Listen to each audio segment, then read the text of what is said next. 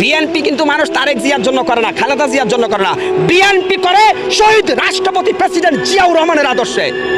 জিয়াউর রহমানের অবদানকে যারা অস্বীকার করবে তারা স্বাধীনতায় বিশ্বাসী না, শুধুমাত্র প্যাসিস্ট খুনি হাসিনা জিয়াউর রহমানকে খুনি বলছে। কিন্তু জিয়াউর রহমান এদেশে সর্বপ্রথম খাল খনন করেছেন, জিয়াউর রহমান ইরাক ইরানের যুদ্ধ বন্ধ করেছেন, জিয়াউর রহমান সৌদিতে নিম গাছ যেটা জিয়া গাছ হিসেবে পরিচিত সেটা রোপণ করেছেন। জিয়াউর রহমান ছিলেন এদেশের কৃষক শ্রমিক মেহনতি মজলুম জনতার মুক্তির মহানায়ক। জিয়াউর রহমানকে যারা খাটো করে তারা সত্যিকার অর্থে দেশদ্রোহী। শহীদ রাষ্ট্রপতি জিয়াউর রহমান সৈনিক হিসাবে বাংলাদেশ সেনাবাহিনীর গর্ব।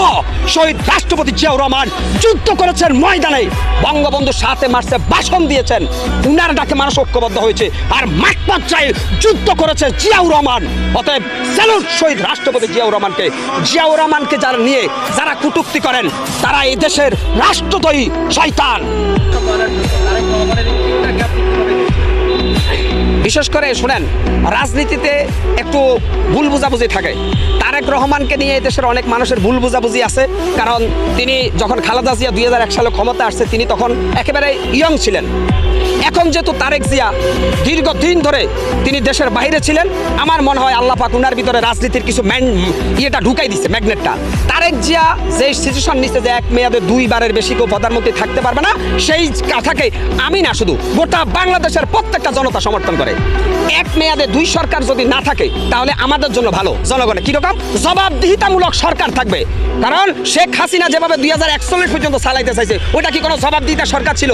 তো তারেক রহমান যে ঘোষণা দিয়েছেন যে 1 মেয়াদে কেউ 2 বারের বেশি প্রধানমন্ত্রী হতে পারবে না, তাহলে বিএনপির ভিতরে যারা বেশি সন্ত্রাসী, ভটপাদার, ভূমিদস্যুকারী, ওরা কিন্তু মনে রাখবে যে আমরা কিন্তু 10 বছর পরে হলেও জনতার আদালতে হিসাব দেবো। অতএব এখানে আর বেশি ক্ষমতার অপব্যবহার করার সুযোগ নাই, বুঝছেন? তারেক জিয়ার এই কথাটা আমি সমর্থন করি। আর একটা জিনিস হচ্ছে, তারেক রহমানকে এদেশের মানুষ যারা তরুণ আছে তারা এখন ভোট দিতে মুখিয়ে আছে একটা কারণে, কারণ আমরা তারুণ্যের নেতৃত্ব এখন দেখতে চাই, তারুণ্যে। আর এখানে ছাত্র বৈষম্য বিরোধী ছাত্র আন্দোলনের যে সমন্বয়ক সাজ্জিল, হাসানত আব্দুল্লাহ, উনারা দেশপ্রেমিক জনতার পক্ষে লড়াই করছে, উনারা রাজনীতিবিদ নয়।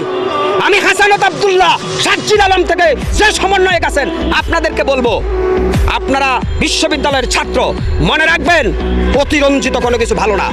আপনাদেরকে মনে করিয়ে দিতে চাই আপনাদের চাইতে অনেক ট্যালেন্টেড রাজনীতিবিদ বিভিন্ন দলে আছে।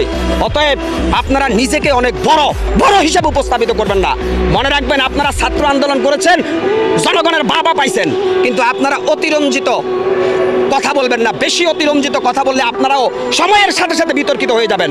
অতএব রাজনীতিবিদদেরকে সম্মান দিতে শিখেন। আমি ভিপি নূর সাহেবকে বলবো, গণ অধিকার পরিষদের ভিপি নূর, আপনিও কিন্তু ডাকসুর ভিপি ছিলেন। তারেক জিয়া আর আপনি এক জিনিস না। ভিপি নূর সাহেব, ডাক্তার শফিকুর রহমানের আপনি এক জিনিস না, মির্জা ফখরুলের আপনি এক জিনিস না।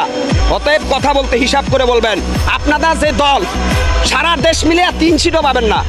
আর বিএনপি বাংলাদেশের সর্বোচ্চ জনপ্রিয় দল এই মুহূর্তে ফ্যাসিস্ট হাসিনার পরে।